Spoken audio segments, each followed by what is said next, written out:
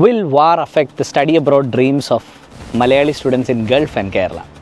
ഇങ്ങനൊരു ക്വസ്റ്റ്യൻ ഒരുപാട് കേൾക്കുന്നുണ്ട്. പേരൻസ് കൺഫ്യൂസ്ഡ് ആണ് ഡിസിഷൻസ് എടുക്കാനായിട്ട് ഈ ഒരു സമയത്ത് യാത്ര ചെയ്യുന്നത് ശരിയാണോ അല്ലയോ എന്നുള്ളത്. ഈ ആശങ്ക കൊണ്ടുണ്ടാകുന്ന നഷ്ടം എന്താണ്? Parents get worried, students decision എടുക്കാനായിട്ട് താമസിക്കും. ഇതുകൊണ്ട് എന്താ സംഭവിക്കാമെന്ന് ഒരു അക്കാഡമിക് ഇയർ വരെ നഷ്ടപ്പെടാം സ്റ്റുഡൻസിന് ഈ കൺഫ്യൂഷൻ ഉള്ളതുകൊണ്ട്. ഈ ഒരു സാഹചര്യത്തിൽ ഇങ്ങനൊരു ഫിനാൻഷ്യൽ ഡിസിഷൻ ശരിയാണോ എന്ന് പേരൻസ് ചിന്തിക്കാറുണ്ട്, പറയാറുണ്ട്. അപ്പോൾ നമുക്കിതിനകത്തെ കോസ്റ്റ് ഇൻവോൾവിനെ പറ്റി ചിന്തിക്കാം. കോസ്റ്റ് കൂടുന്നുണ്ടോ? യെസ്, ഒരു പരിധി വരെ. ഫ്ലൈറ്റ് ടിക്കറ്റ്സ് കൂടി, നിങ്ങൾക്കറിയാം ഇന്ധനവില കൂടുമ്പോൾ ഫ്ലൈറ്റ് ടിക്കറ്റ്സ് കൂടും, എക്സ്പെൻസീവ് ആകും. ഇപ്പോൾ India Australian dollar conversion rate INR AUD conversion rate നോക്കിയാൽ തന്നെ 65 രൂപയായിട്ട് മാറിയിട്ടുണ്ട്. അപ്പോൾ ഒബ്വിയസ്ലി ട്യൂഷൻ ഫീ കൂടും. പക്ഷേ ഇതൊക്കെ ടെമ്പററിയാണ്. This is not permanent. ഈ ഒരു ഇൻഫ്ലേഷനും ഈ ഒരു ചേഞ്ചും ഒക്കെ ഇപ്പോൾ വാറിൻ്റെ സമയത്ത് നടക്കുന്ന ഒരു കാര്യമാണ്. ഇത് ലോങ് ടേമിലേക്ക് ഉണ്ടാകുമോ എന്ന് ചോദിച്ചാൽ ഇല്ല. കാരണം ഇതുപോലത്തെ ഇൻസിഡൻസ് ഇതിന് മുന്നേയും ഉണ്ടായിട്ടുണ്ട്. ഈ ഇൻസിഡൻറ്റ് ശമിക്കുന്നതോടെ ഇതെല്ലാം ബാക്ക് ടു നോർമൽ ആവുകയും ചെയ്യും. ശരിയാണ്, കൺഫ്യൂഷൻസ് കാരണം ഒത്തിരി പ്രശ്നങ്ങളുണ്ടാവാം. ഇപ്പോൾ റീസെൻ്റ്ലി CBSE ഗൾഫ് ഏരിയയിലെ എക്സാംസ് ക്യാൻസൽ ചെയ്തു. ബോർഡ് എക്സാംസ് UAE-ലും ഖത്തറിലും സൗദി അറേബ്യയിലും ഒക്കെ എക്സാംസ് ക്യാൻസലായി. അപ്പോൾ മലയാളി സ്റ്റുഡൻസിനെ സംബന്ധിച്ച് ആയിരക്കണക്കിന് മലയാളി സ്റ്റുഡൻസിനെ ഇത് ബാധിക്കുന്നൊരു സംഭവമാണ്.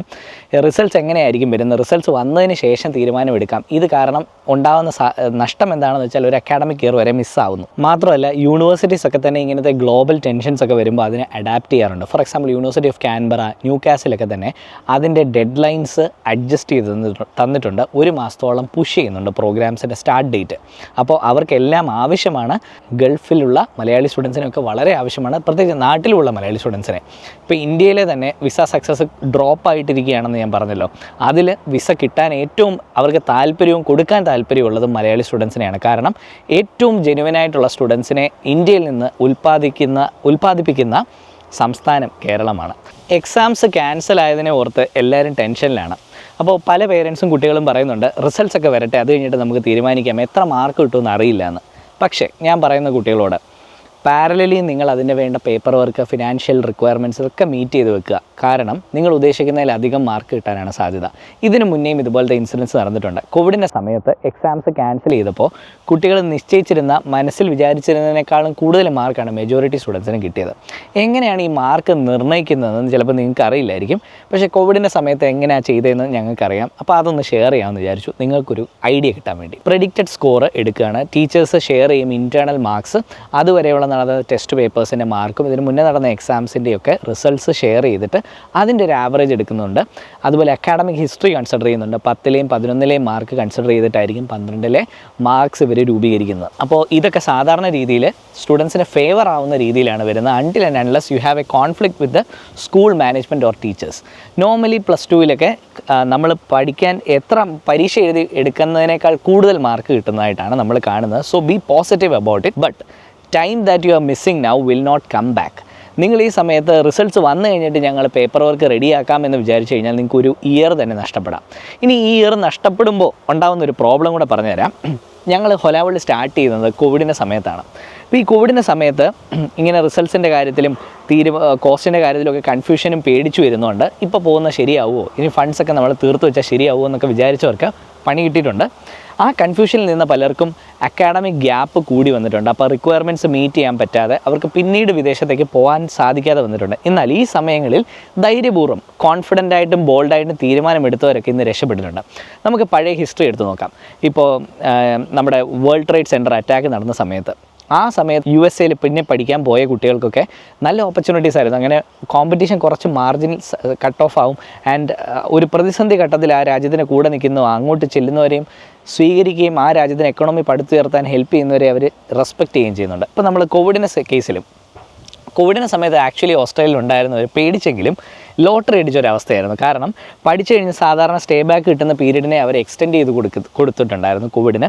ഇത് ഇവിടെ മാത്രമല്ല, പ്രൊട്ടക്ഷൻ നിയമങ്ങൾ കാനഡയിലും UK-യിലും ഒക്കെ ഉണ്ടായിരുന്നു. അപ്പോൾ ഒരു ഫേവറബിൾ ടൈം തന്നെയായിരുന്നു. ഒരു പ്രതിസന്ധി ഘട്ടത്തിൽ അങ്ങനെയുള്ളവർക്ക് കൂടുതൽ ജോലി കിട്ടി, ശമ്പളം കൂടുതൽ കിട്ടി, അവരുടെ വർക്ക് അവർ റെസ്ട്രിക്ഷൻസ് എക്സ്പാൻഡ് ചെയ്തു, PR-ഉം കുറച്ചുകൂടെ ഫ്രണ്ട്ലി ആയിരുന്ന ഒരു സാഹചര്യമാണ്. സെയിം തന്നെ നമുക്ക് അങ്ങനെ ചിന്തിക്കുമ്പോൾ പ്രതിസന്ധി ഘട്ടങ്ങളിൽ നിങ്ങൾ പേടിച്ച് മാറി നിൽക്കാതെ തീരുമാനങ്ങൾ കാൽക്കുലേഷനോടുകൂടി എടുക്കുക, അതിനുവേണ്ട എക്സ്പേർട്ട് ഗൈഡൻസ് എടുക്കുക, അതിനുശേഷം നല്ലൊരു തീരുമാനം കൈക്കൊള്ളുക. സമയം വെറുതെ കളയാതിരിക്കുക. ഇനി നിങ്ങളുടെ മാർക്ക് വരുന്നവരെ നിങ്ങൾ വെയിറ്റ് ചെയ്ത് നിൽക്കണമെന്ന് ഇല്ല. നിങ്ങളുടെ മാർക്ക് വരുമെന്ന ശുഭാപ്തി വിശ്വാസത്തോടെ ബാക്കിയുള്ള പേപ്പർ വർക്കുകൾ കൃത്യമായിട്ട് ചെയ്യുക. ഈ ഒരു മെസ്സേജാണ് എനിക്ക് പറയാനുള്ളത്. ഒരുപാട് പേര് കൺഫ്യൂസ്ഡ് ആയിട്ട് വെറുതെ സമയം കളയാണ്. അതിൻ്റെ ആവശ്യമില്ല. It will be mostly A positive result for you. Just clear your paper works, financial documents ഒക്കെ റെഡിയാക്കി വെക്കുക. മാർക്ക് വന്നു കഴിഞ്ഞാൽ നമുക്ക് ബാക്കി കാര്യം കൂടെ ചേർത്ത് വെച്ച് നിങ്ങളുടെ പേപ്പേഴ്സ് ഈസി ആയിട്ട് ക്ലിയർ ചെയ്യാൻ പറ്റും. ആൻഡ് ഈ ഒരു സമയത്ത് ഓസ്ട്രേലിയ പോലെയുള്ള രാജ്യങ്ങൾ റിസഷനിലേക്ക് പോകാൻ സാധ്യതയുള്ള സമയത്ത് they want more and more migrants to come in to the country. ക്വാളിറ്റിയുള്ള മൈഗ്രൻസ് ആണ് കയറി വരുന്നതെങ്കിൽ it is going to be a good thing. കാരണം ഇങ്ങനെയുള്ള പ്രതിസന്ധി ഘട്ടങ്ങളിൽ ദേ വാണ്ട് മോർ മൈഗ്രൻസ്. രാജ്യത്തിൻ്റെ എക്കണോമി ബൂസ്റ്റ് ചെയ്യണം and there will be more opportunities coming up. Australia പോലെയുള്ള കൺട്രീസ് മലയാളികളെയും മലയാളി സ്റ്റുഡൻസിനെയും ഗൾഫിലുള്ള മലയാളി സ്റ്റുഡൻസിനെയൊക്കെ ഇങ്ങനെയുള്ള പ്രതിസന്ധി ഘട്ടങ്ങളിൽ കൂടുതലായിട്ട് ആവശ്യമാണ് അവർക്ക്. അവരുടെ രാജ്യം ബിൽഡ് ചെയ്യാനായിട്ട്, അവരുടെ എക്കണോമി ബൂസ്റ്റ് ചെയ്യാനായിട്ട്. ജെനുവിൻ സ്റ്റുഡൻസ് ഏറ്റവും കൂടുതൽ ഇന്ത്യയിൽ നിന്ന് ഉൽപ്പാദിപ്പിക്കുന്ന സംസ്ഥാനം കേരളമാണെന്ന് ഞാൻ വീണ്ടും പറയുകയാണ്. കേരള സ്റ്റുഡൻസിനെ നന്നായി വാല്യൂ ചെയ്യുന്നുണ്ട്. വിസ സക്സസ് റേറ്റ് ബെറ്ററാണ്. ഇതൊക്കെ ഇതിൻ്റെ സൂചികകളാണ്. അപ്പോൾ ഇങ്ങനെയുള്ള സാഹചര്യങ്ങൾ മടിച്ച് നിൽക്കാതെ തീരുമാനങ്ങൾ ബോൾഡായിട്ട് എടുത്തോളൂ. പേടിക്കേണ്ട ആവശ്യമില്ല. എന്തെങ്കിലും കൺസൾട്ടേഷൻ റിലേറ്റഡ് ഹെൽപ്പ് വേണമെങ്കിൽ ഞങ്ങളെ കോൺടാക്ട് ചെയ്യാൻ മടിക്കേണ്ട. ഞങ്ങളുടെ ഗോൾഡൻ കൗൺസിലേഴ്സ് നിങ്ങളെ ഹെൽപ്പ് ചെയ്യുകയും ശരിയായ ഡയറക്ഷൻസിലേക്ക് നയിക്കുകയും ചെയ്യുന്നതാണ്. അതുപോലെ ഇപ്പം നടക്കുന്ന പ്രതിസന്ധി ഒരു 2 കൊല്ലം കഴിയുമ്പോൾ ഇറ്റ് ഇസ് ടെമ്പററി. 2 കൊല്ലം കഴിയുമ്പോൾ ആരും ഇതിനെപ്പറ്റി ഓർക്കുക പോലുമില്ല. ഇത്രയും വലിയൊരു സംഭവമായിരുന്നു എന്ന് ആരും ചിന്തിക്കുക പോലുമില്ല. പക്ഷേ ഇപ്പം നിങ്ങളെടുക്കുന്ന തീരുമാനം നിങ്ങൾ അടുത്ത 20 വർഷത്തെ നന്നായി നയിക്കാനും തീരുമാനിക്കാനും ഫോർമുലേറ്റ് ചെയ്യാനുമുള്ള കാരണമാവും. അപ്പോൾ മടിച്ച് നിൽക്കേണ്ട. തീരുമാനങ്ങൾ ശക്തമായിട്ട് എടുക്കാനായിട്ട് ഞങ്ങളെ കോൺടാക്ട് ചെയ്യാൻ മടിക്കേണ്ട. This is Jeswin signing out from Hola World YouTube channel.